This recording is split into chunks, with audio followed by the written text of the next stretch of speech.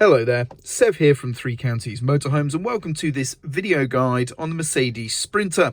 And this is in particular the sort of 2018 or 2019 model onwards, which would be classed as the Generation 3 vehicle. So this has quite an updated exterior and interior. It is visibly quite different from the previous generation, and today's video is mostly going to focus on the interior. So we're going to be covering the dashboard area, the steering wheel controls, the entertainment unit, the air or ventilation controls. We'll also be covering the cab seats, any other sort of more motorhome related cab fixtures and fittings, for example, and so on, to give you a really good idea of how to familiarize yourself with all the features here and be able to use the vehicle relatively confidently on your first trip out. Of course, there's going to be a underbonnet video as well, which will cover all of the, you guessed it, underbonnet aspects of this generation of Mercedes Sprinter, but today's video is focusing on the cab. So let's get to it. So one of the changes with this generation is we now have a button for starting and stopping the vehicle. And if you've not had a vehicle that has this kind of engine start feature, it can be a little bit confusing at first. But when you enter the vehicle and you open or close a door, you're going to see the dashboard come alive like so. You should see the parking light come on if you have the parking brake or handbrake enabled. We have then the dashboard coming up here. It will alert you if there's anything you need to know, of course, like open doors and things like that. But at the moment we just see a Mercedes van, and the ignition and engine start stop is here. Now, with your feet off the pedals, if you were to press the button here, we will see the ignition turn on. We see a dial check there, and it says switch on ignition for engine or level. If we press the button once more, we're going to see more lights come on, and this is now the ignition on, and that's the same as, of course, putting the key a couple of positions round if this was a traditional key start.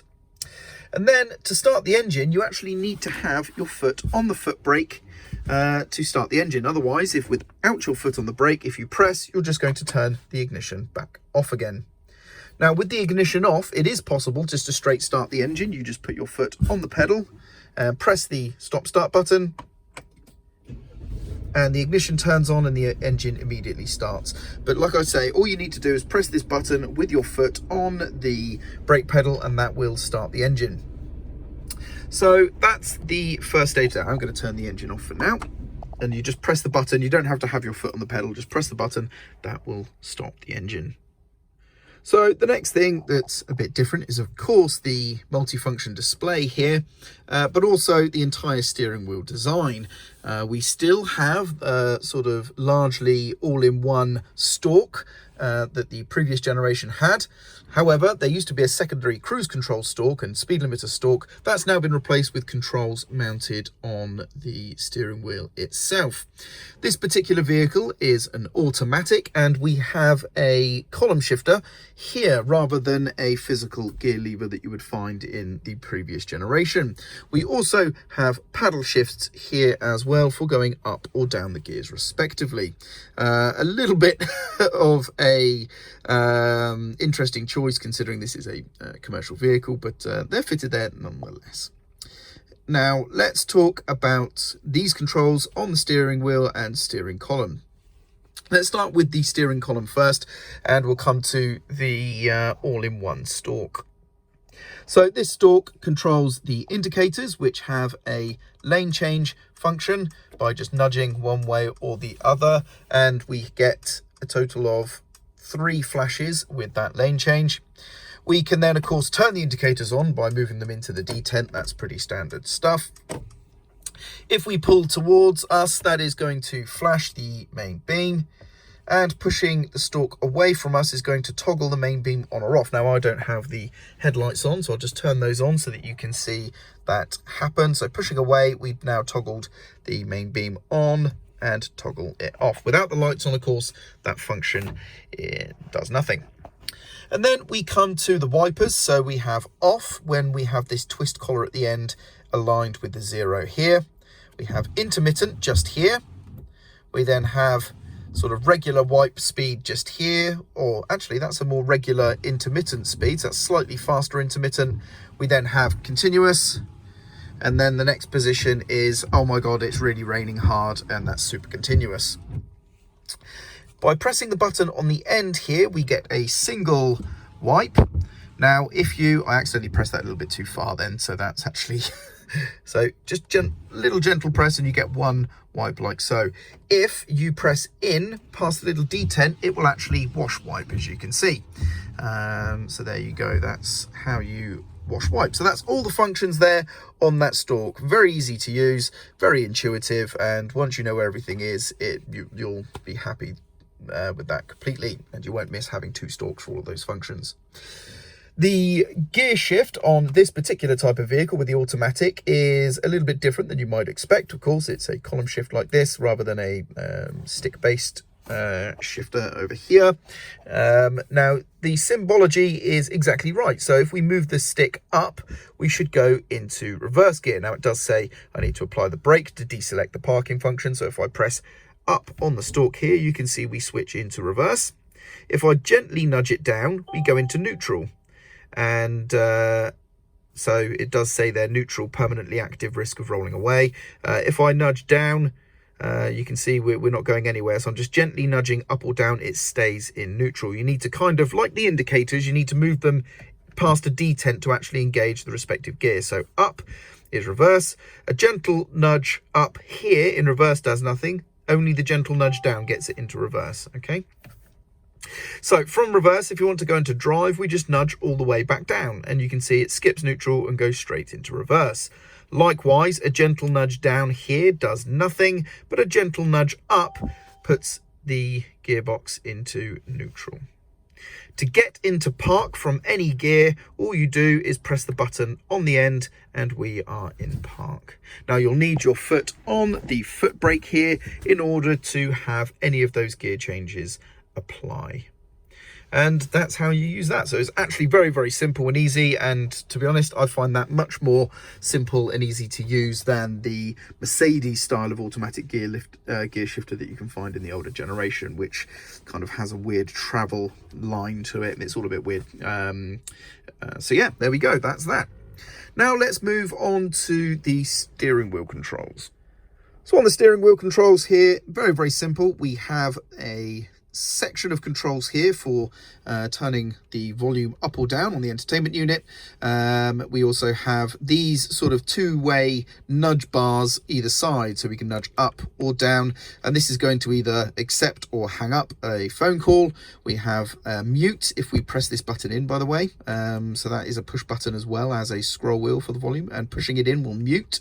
And then we have voice activated controls and favorites down here. Now this is all typically designed, this side is all typically designed to more interact and change settings based on the entertainment unit here in the center. To activate and control things on the MFD in the dashboard area itself, that's where these controls will come into play. Now, down the bottom here, we have our cruise control and speed limiter. So we can choose which system we want to use here by using the nudge bars on this side. So we have up for cruise control and down for speed limiter. It's not showing anything on the dash when we're not running. We can then set the speed with a little nudge up or down just there.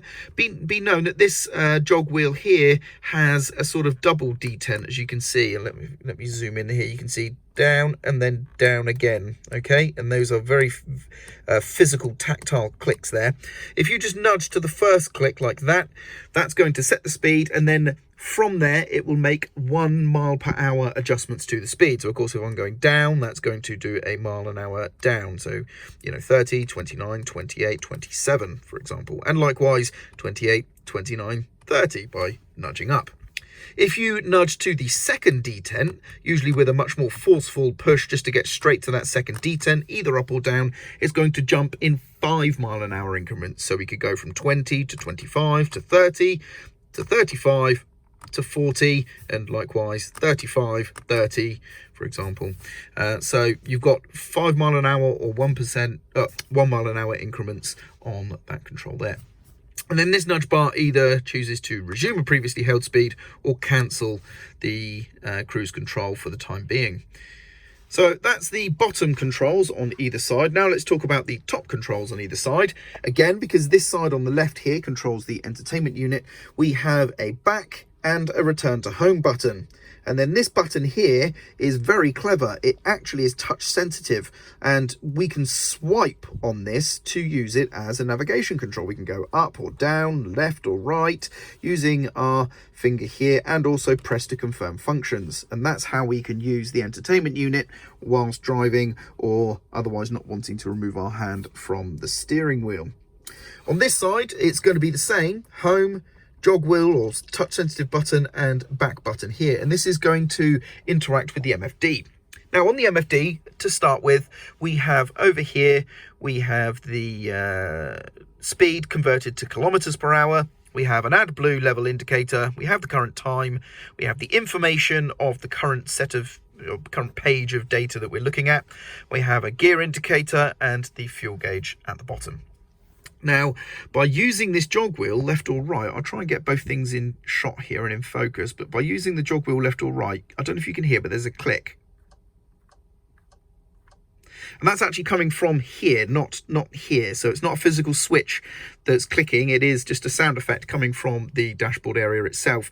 And if I go up or down on this particular page, we can see information. Now, if I press back, or I could press the home button, that would return me to the same page. We've got different pages of information here. So we're currently on trip computer information. If I go to the left, and what I need to do there is I need to just move my finger to the left to go left, as you can see. So we go left, we've got assistance, we've got service. Let's start off at service. And if now I'm there, I press this button here, in. And you can see we can look at messages. So this would be things like system messages, like warnings or faults or anything like that. We can go down any of these just by scrolling down. I'm just swiping my finger downwards or up. So if I swipe down, we've got AdBlue. And if I go into here, we can see the AdBlue level, which is quite nice. That's all that does. No other function here. It makes noises, but it's not actually changing anything. So I press the back button to go back to that previous menu. We've got Assist Plus, and in here we can see that needs a service in that amount of days. We've got the coolant, so if I go down here, we can see the coolant level. Again, we can do the same with the engine oil level.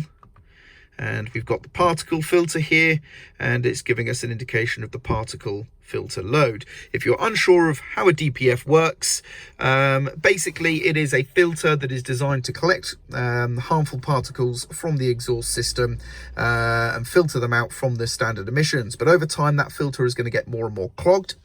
Ideally, what's going to happen is at some point during the vehicle's driving, it's going to enter a sort of state where the exhaust gas temperature is at an optimum temperature, such that these clogged particles can then be burnt out of the filter. This typically requires exhaust gas well, I don't know the exact exhaust gas temperatures, but it's typically with RPM in and around the sort of 2,500 to 3,000 RPM range for most vehicles as a rule of thumb. But of course, to find out the exact RPM range, do refer to the vehicle's manual.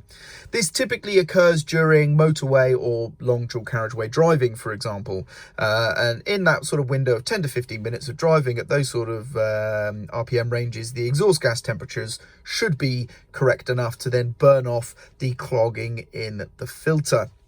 And that's known as a regeneration, and at that point the filter should be good to go again. Now, if, for example, the filter clogs up to a level that the vehicle is now starting to get concerned with, and there is no driving conditions that have brought on a regeneration, then you may start to receive warning lights on the dashboard telling you that there is something needing attention with regards to the DPF filter. And then that should basically get you to go and drive the vehicle to actually force a regeneration through going for a motorway or dual carriageway drive yourself, and regenerating that filter. Now, if a suitable drive that would normally regenerate the filter actually fails to, for maybe the DPF is just too clogged, or for whatever reason the DPF is just not able to burn off the particles, then you would still receive warning lights on the dashboard. You may even receive some more, and it's time to take the vehicle to a specialist, so a garage or a dealership, Mercedes dealership. Either way, you're going to want to take the vehicle to a service centre to get that then looked at. They can force a regeneration in controlled conditions in their workshops, and hopefully that solves the issue. Unfortunately, if that does fail to solve the issue, then sometimes you could be looking at a diesel particulate filter replacement, which can be rather expensive. So do make sure you keep an eye on your particle filter load, and make sure you regenerate whenever you can, or definitely when it indicates that it needs to be regenerated. If you have any more questions about this, like I say, please do refer to your vehicle manuals, or you could do an online search and find lots of information about how to take care of vehicles fitted with diesel particulate filters. So that's how we can check the current load on the particulate filter right there.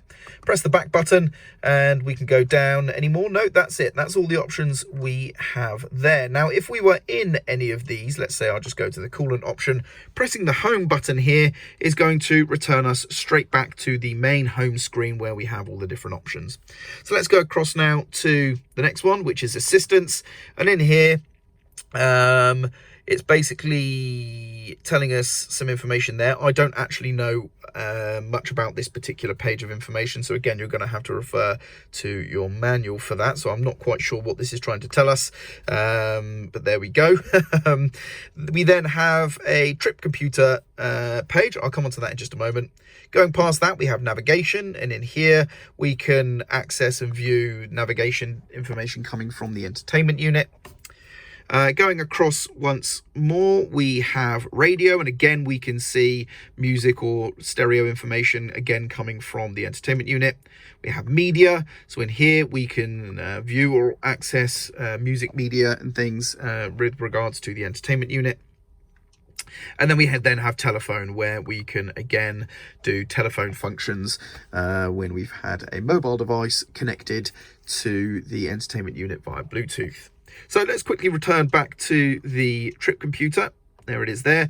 And here we use up or down to scroll through the information. So we can see the odometer and trip computer mileage just there. We can then see the fuel range remaining. We can see the current fuel consumption. So this is a sort of live fuel consumption, depending on your driving style at that time. We then have some information about your fuel economy and general economic driving style.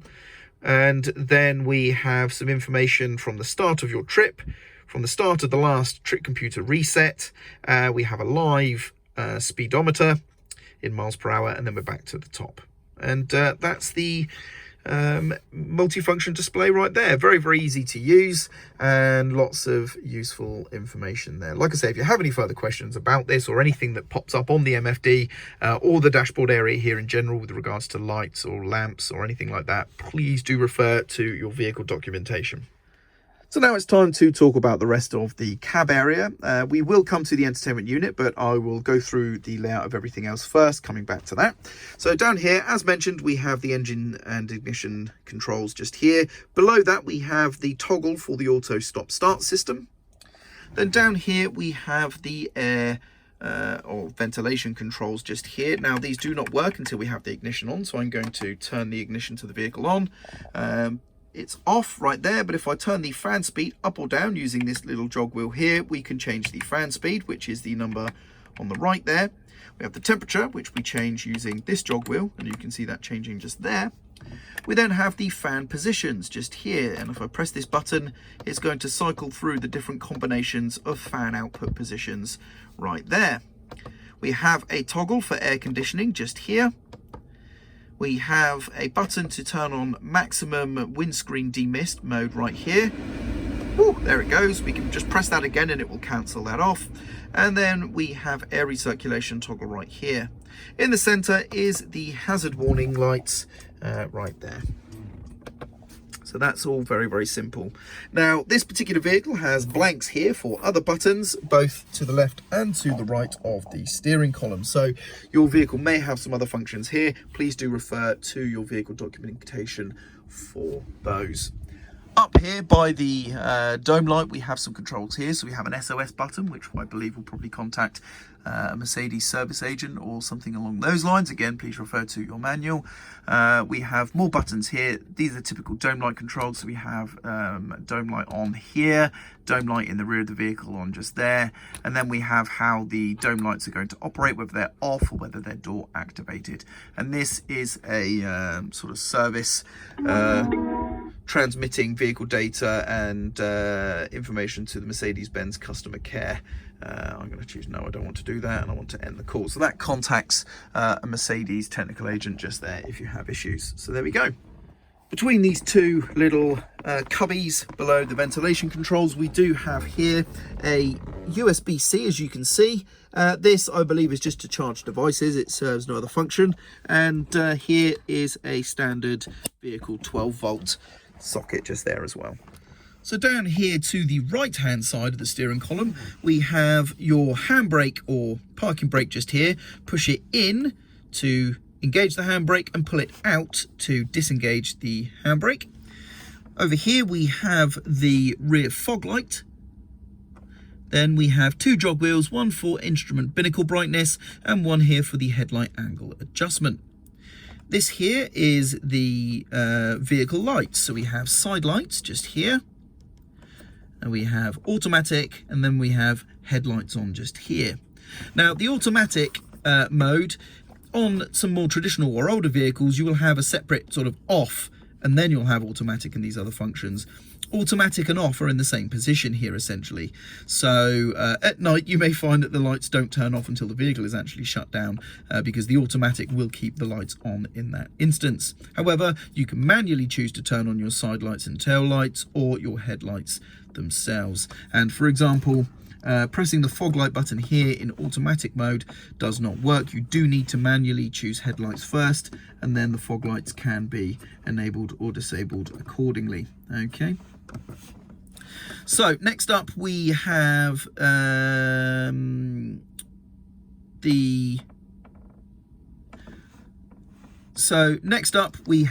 the door controls here. So we have electric window controls for the driver and passenger windows. We then have the mirror controls just here. These, I believe, are the selectors, so that you can select which mirror you wish to adjust, and then you use this jog wheel or this D-pad here, sorry, to control the up or down angles and left or right angles of the mirrors. And it's as simple and easy as that. I don't believe there's a way to deselect, so that should probably just turn off after a period of time. Down here, just below the controls above, we do have the door handle and then locking or unlocking the vehicle just here.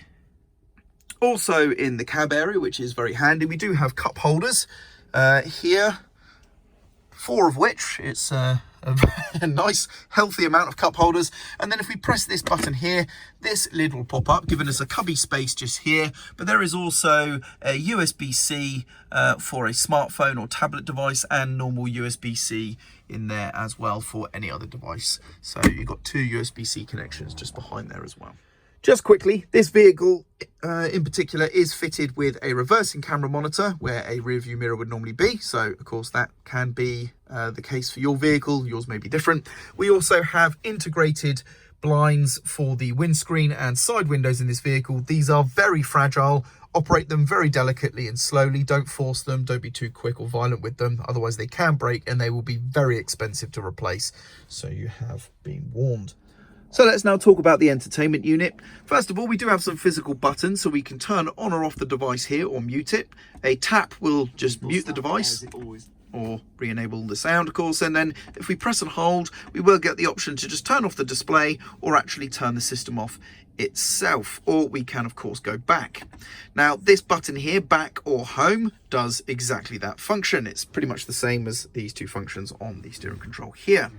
We then have buttons for going straight to the phone menu, one for going straight to the radio or media option, I'll mute that there, and one for going straight to the navigation. Again, these are all accessible via touch as well. Volume up or down is just here, and again mute. And then this one here, I believe, takes us to the assistance so that we can see the vehicle assistant, so we can have active brake assist and attention assist, and we can play with other vehicle information and things in this menu. Like I say, it pretty much just takes us straight to that vehicle menu should we need it. And then this button here is going to bring up controls so that we can then go backwards or forwards through tracks or through radio stations and so on. So let me mute that. Let's now go to the, so that's the vehicle settings screen there, but on the main screen we have all of these options just here that you can see. So we have phone, navigation, radio, media, info, apps and settings. Underneath each of these are 2 fast shortcuts for something you might want to do more often than not. So for example, straight away pump in a direction or somewhere to go on the sat nav. I just press that left hand button there and we're straight into the enter somewhere to go just there. And then we also have, if I go back to the home, we have one here that's going to take us to our home address, which we haven't got set in this particular vehicle. Otherwise, we just press the main button, it will just take us to the navigation area where we can then play around with the sat nav, which isn't going to be covered in this video. Same for the phone. We can go to the phone screen and you have support for connecting 2 phone devices, or you can, immediately access your contacts or connect devices straight away from those 2 shortcuts. On the radio, we can either just play the radio, we can, on this one, we can go to the sound options just there if we want to, or just straight away access the radio and play around in there. And again, I'm going to mute just for a second. Media, same thing, we can go in here and we can play from Bluetooth devices and so on, or a USB, and we do have shortcuts for going backwards and forwards through tracks there.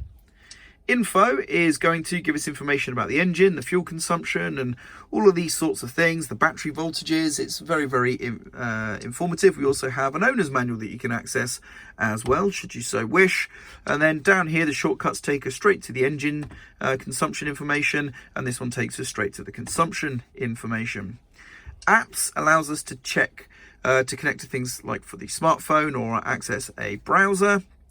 And settings, as you've already seen, takes us into the vehicle settings, and we can also here immediately access the connectivity option, so Bluetooth and Wi-Fi for the vehicle, and also we can power off the system here if we so wish.